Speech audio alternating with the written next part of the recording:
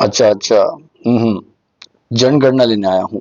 अच्छा, आपका घर का नंबर क्या है? 1 2 3। अच्छा अच्छा।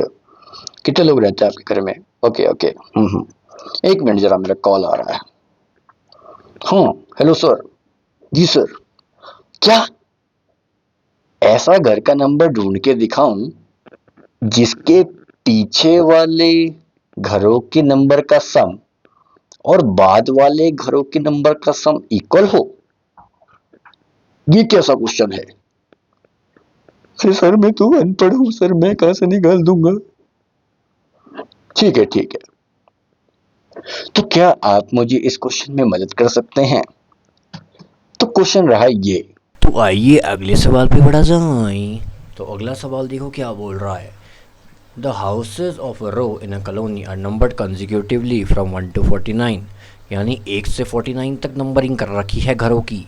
Show that there is a value of x such that the sum of the numbers of the houses preceding the house number x is equal to. अरे अरे, ये देखो, ये बोल रहा है कि ऐसा एक्स का वैल्यू ढूंढ के दिखाओ। एक्स मतलब कोई हाउस का नंबर है, कुछ भी हो सकता है, 37 36 कुछ भी हो सकता है, हमें नहीं पता।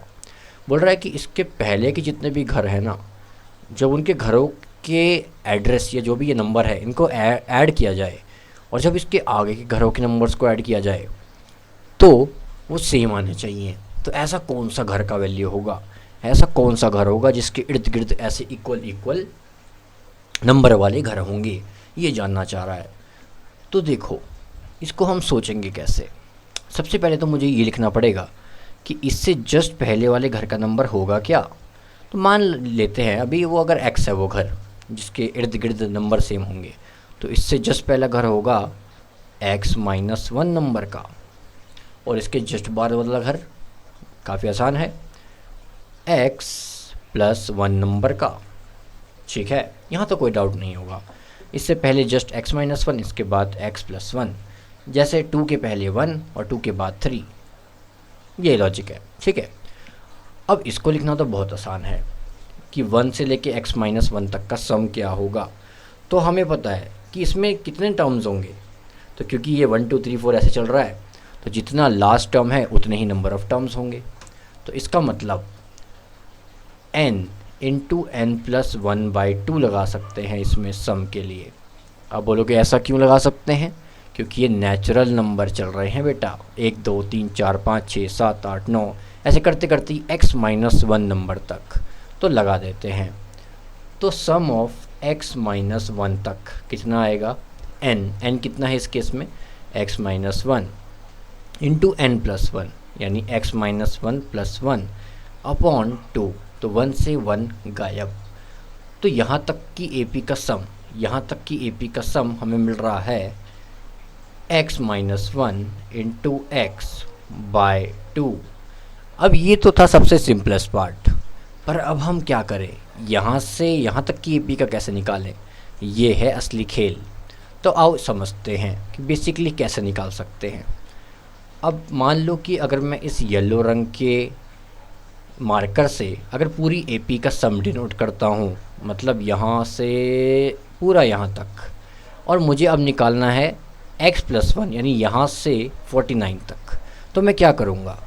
तो देखो, अब मैं इन चीज़ों को यहाँ तक x तक हटाने की कोशिश करूँगा।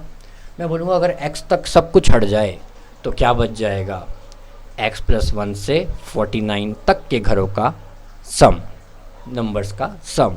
अब देखो इसे कैसे लिख सकते हैं, बहुत आसान है। मैं लिखूँगा, मुझे यहाँ के बाद का सम चाहिए क्योंकि x के बाद के सम की बात हो रही है। तो मैं लिखूँगा कि पूरी AP यानी पूरे येलो वाले पोर्शन में से अगर रेड वाला पोर्शन हट जाए तो यहाँ से x+1 से 49 तक का सम आ जाएगा, आएगा ना।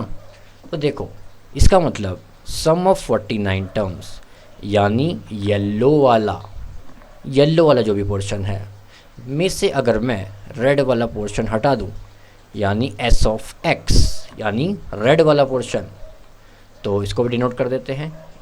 रेड वाला पोर्शन हटा दूं तो क्या बच जाएगा? तो बच जाएगा अपना x+1 से 49 तक का सम। ठीक है, तो वो कितना आएगा देख लेते हैं। तो S49 वैल्यू डालते हैं, तो इसको लिख सकते हैं हम directly n into n plus 1/2 की फॉर्म से, क्योंकि ये भी नेचुरल नंबर की ही एपी चल रही है 1 से स्टार्ट होके। तो इसको मैं लिख दूंगा n यानी 49 टर्म्स हैं इंटू 49 प्लस 1/2। तो कितना आ गया ये 49 इंटू 50/2 यानी ये हो गया 25। तो इसको मल्टीप्लाई करके देख लो जी कितना आएगा। क्या मैं ही देखूं ये भी? चलो जी देख लेते हैं। तो इसको मल्टीप्लाई करके आया 1225।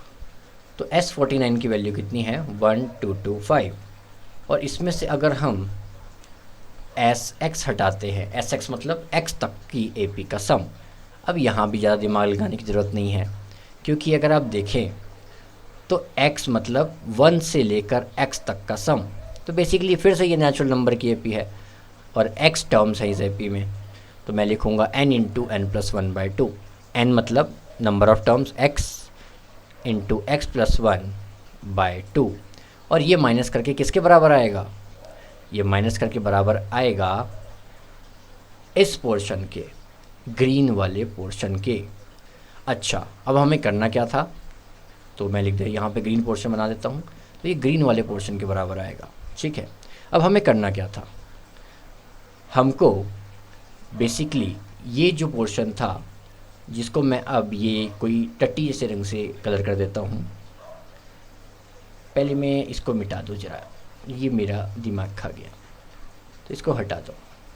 तो हमको बेसिकली करना क्या था कि ये जो टट्टी जैसे रंग का कलर है इस एपी का, यहाँ तक हमें इसका सम, इन सब नंबर्स का सम और इन सब नंबर्स का सम इक्वल आए, ऐसा कोई एक x का वैल्यू ढूंढना था। तो अब हमें x के टर्म्स में ऐसी एपी मिल गई, ऐसा सम मिल गया है जो यहाँ से यहाँ तक को डिनोट कर रहा है, और ऐसे ही x के टर्म में ऐसा सम भी मिल गया है जो यहाँ से यहाँ तक x से जस्ट पहले तक डिनोट कर रहा है, और ये x से जस्ट बाद से लास्ट तक डिनोट कर रहा है। तो हमें कुछ नहीं करना, इन दोनों इक्वेशंस को, यानी इस वाले को जो कि हमने निकाला था x से जस्ट पहले वाले के सम तक, तो इसे लिख देता हूँ x से जस्ट पहले,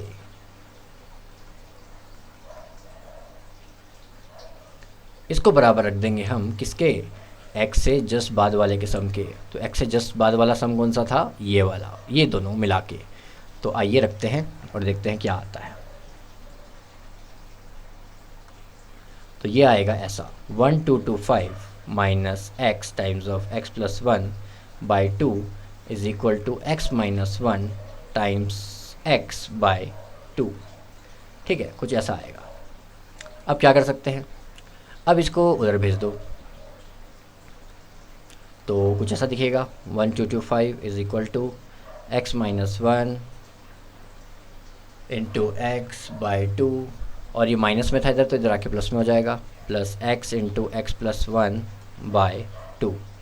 अब इसमें एलसीएम लेने की ज़रूरत नहीं है क्योंकि 2 और 2 सेम है, तो इसको लिख देंगे, मल्टीप्लाई कर देंगे इन्हें। तो ये बन जाएगा x² माइनस एक्स, और ये बन जाएगा x² प्लस एक्स, और नीचे आएगा 2। माइनस एक्स और x कट गया, तो यहाँ क्या बचा? 2x² 2 is equal to 1225। तो 2 से 2 गायब, तो x² की वैल्यू आ गई 1225। तो x की वैल्यू क्या आ गई? Root of 1225। तो क्या आप मुझे बता सकते हो कि रूट ऑफ 1225 कितना होगा? बोलो बोलो। बहुत आसान है, 35। यानी x का वैल्यू कितना है? 35। अब इस 35 का मतलब क्या है कि जो घर वो होगा जिसका नंबर 35 होगा, यानी यहाँ पे जब 35 घर वाला नंबर होगा तो इसके जस्ट आगे से अगर हम सम लेना शुरू करें एपी का, और इसके जस्ट पहले से सम लेना शुरू करें स्टार्ट से 60 तक एपी का, तो उन दोनों का सम बराबर आएगा। तो यही नंबर हमें ढूंढना था 35। तो अब हमने इसे ढूंढ लिया। तो हो सकता है आपको इस पार्ट में कन्फ्यूज़न हुई हो, तो इसको ध्यान से 1-2 बार देखें तो बिल्कुल क्लियर हो जाएगा। और कोई और डाउट हो तो मुझे कमेंट करके पूछ लें। तो मिलते हैं अगले क्वेश्चन में।